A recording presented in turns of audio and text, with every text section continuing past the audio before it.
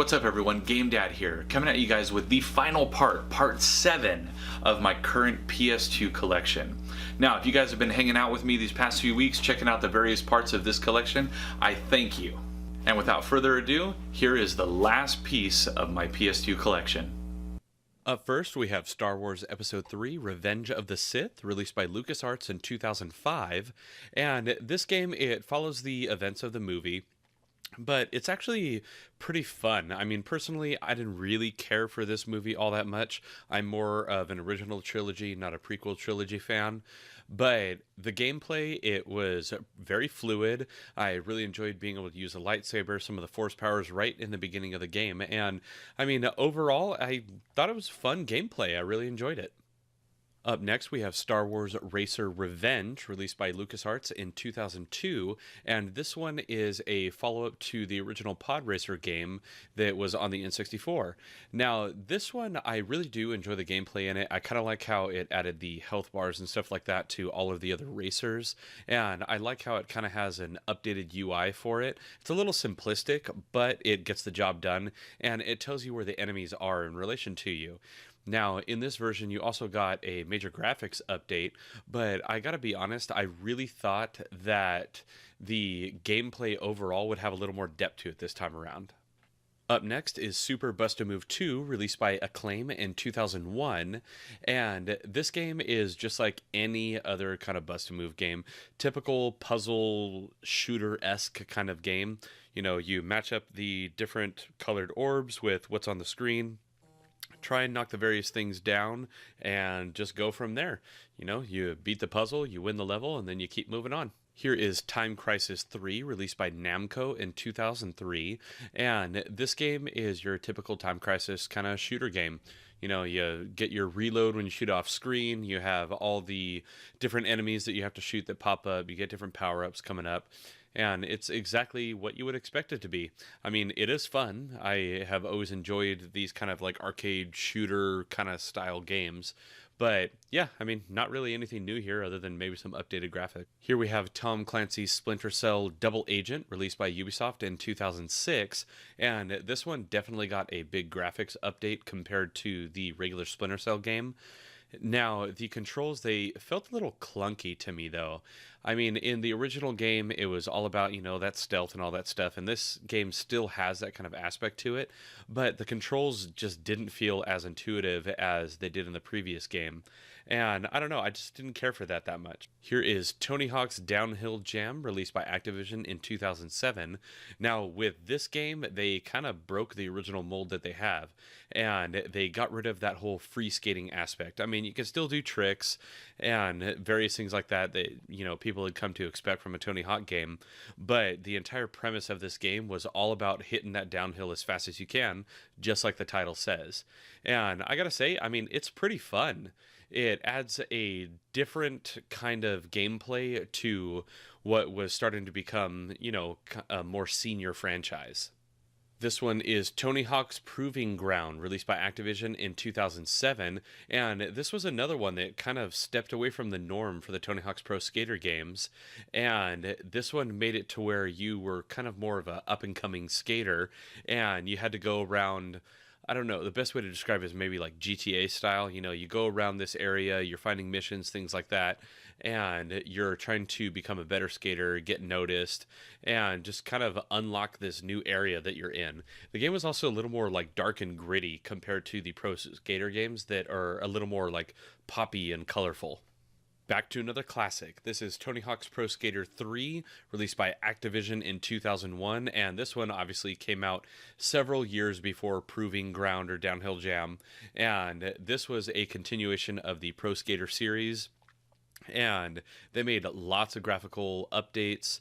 They did a ton more with level design and interactive elements. They improved the overall UI and added a ton more tricks, new skaters. They just expanded this whole Pro Skater universe immensely. And I mean, it really shows. The game is awesome. It plays super smooth, and I had a lot of fun getting the footage for it. Now here is Twisted Metal Black, released by Sony in 2001, and This is by far my favorite Twisted Metal game, as well as probably one of my top three favorite PS2 games. This is one I remember playing with my cousin a ton whenever we were kids, and I mean, I just loved everything about this game. It was dark and gritty. They added a way crazier storyline to it and really went in depth with every single character. The gameplay is so much more polished, in my opinion, than the other games, and everything is just smoother. It's easier to see what's happening. And I mean, God, I just love this game.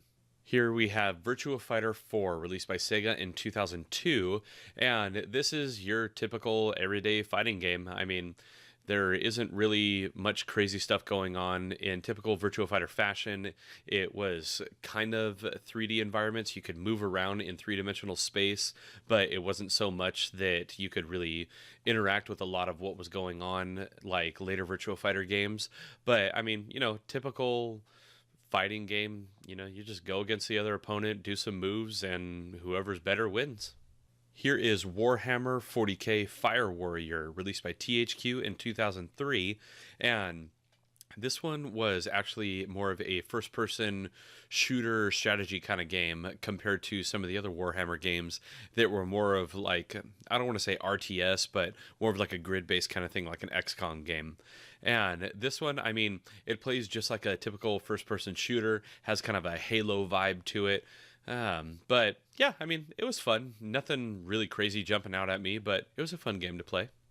Now here we have Warriors of Might and Magic, released by 3DO in 2001, and with this game, they kind of went for that more open world 3D kind of game, and I mean, I don't really think they did a very good job doing it.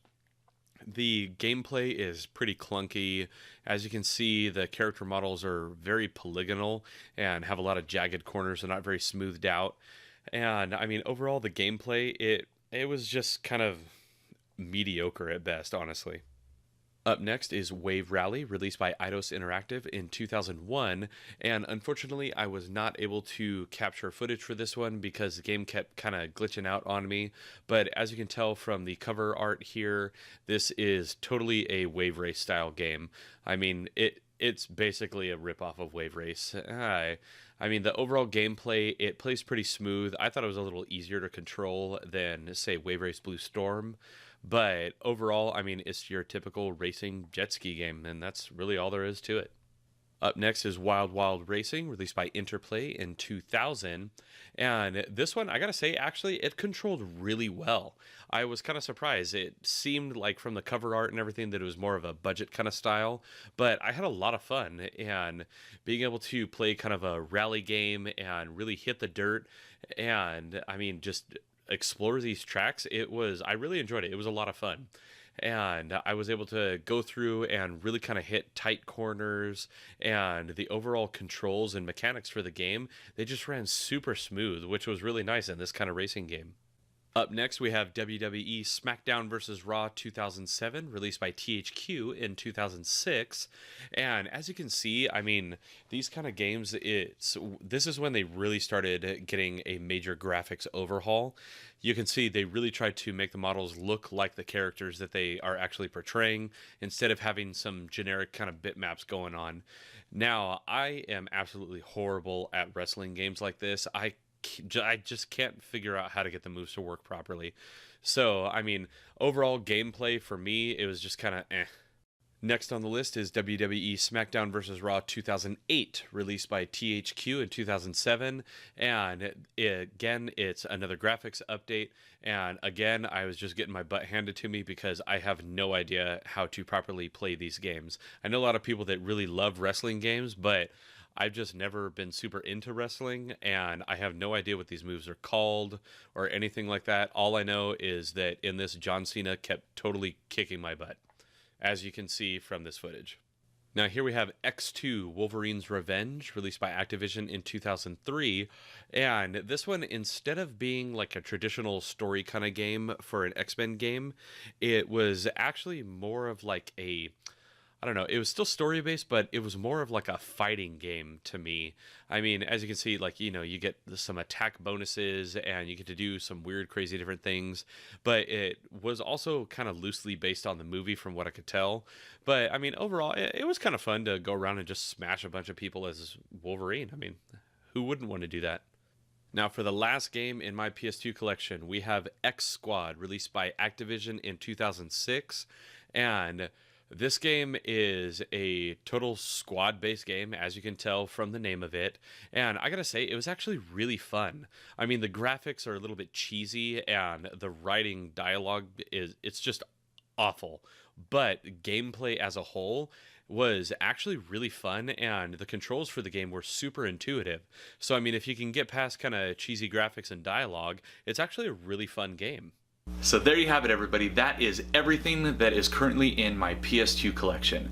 Now, if you missed last week's video, please go ahead and check out that card above, and then also let me know down in the comments below, after seeing all of these different things that I have in my PS2 collection, what am I missing?